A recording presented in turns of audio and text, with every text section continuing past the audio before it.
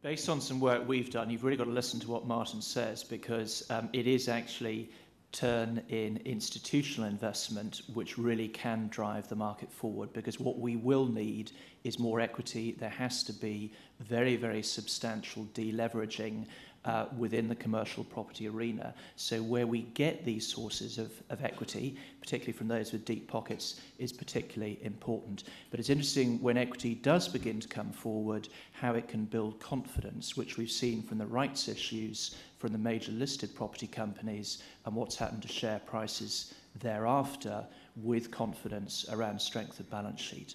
Now, I'm going to actually pick up on Liz's theme of the good, the bad, and the ugly, and try and look back over the last couple of years and see what caused this very sharp downturn in commercial property. The first thing, which I think you have to describe as being the bad, is that we did have an over-exuberant investment property pricing bubble. It was bad. A lot of us were involved in it. Doesn't look good. We then walked into a credit crunch, which I'm afraid is the one that I would call ugly.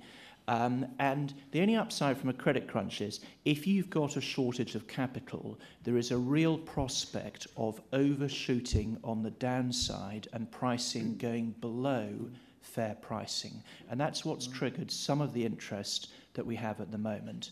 And I think just plain sad is the economic recession that's followed on, I think a lot from people being worried that they couldn't renew bank facilities, and they just cut back on capital investment terribly quickly from about 1st October 2008. And you saw it with jobs falling away very, very rapidly. So again, what happens to bank lending, beginning to get statistics about people renewing facilities, starting to do a little bit of new lending, I think will be really important.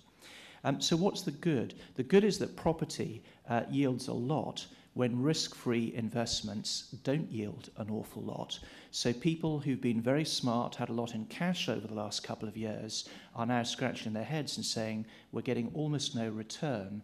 Where can we get some reasonable income yield with a degree of safety? And of course, that's where UK commercial property, longish leases, upwards only rent review clauses, really begins to come through. And as Ian has said, or Nick has said, we have seen increased buying interest in the very best let properties since the turn of the year. And our experience is that within the last month or so, we've seen a few people looking at mid-quality properties and being very sharp and saying actually hidden within that mid-quality is some quite secure income.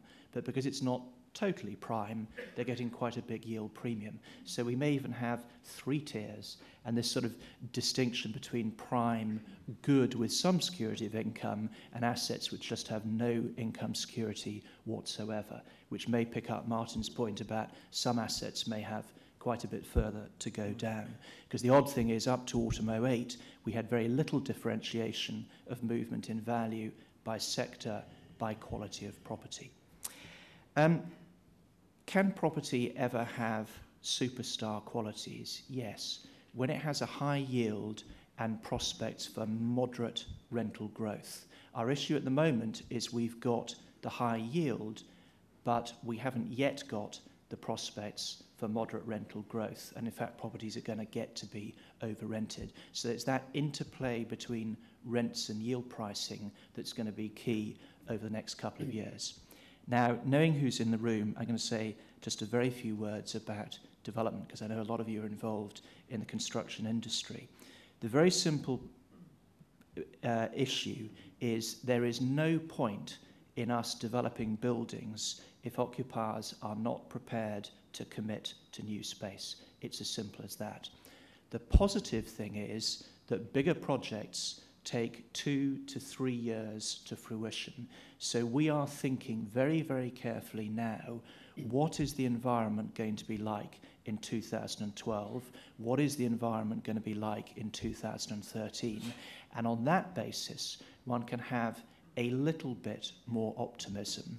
And I think people will be beginning to dust off plans and think, when is the right time to come forward. Because the one thing about new developments is they're let at the market rent and can then deliver sustained growth thereafter, whereas current investment properties, by definition, will be over-rented and will flatline after a period of time. So I think very, very slowly, in one or two areas, you will get people beginning to think about development, but that will be very, very late cycle. I don't think there will be a rush at all.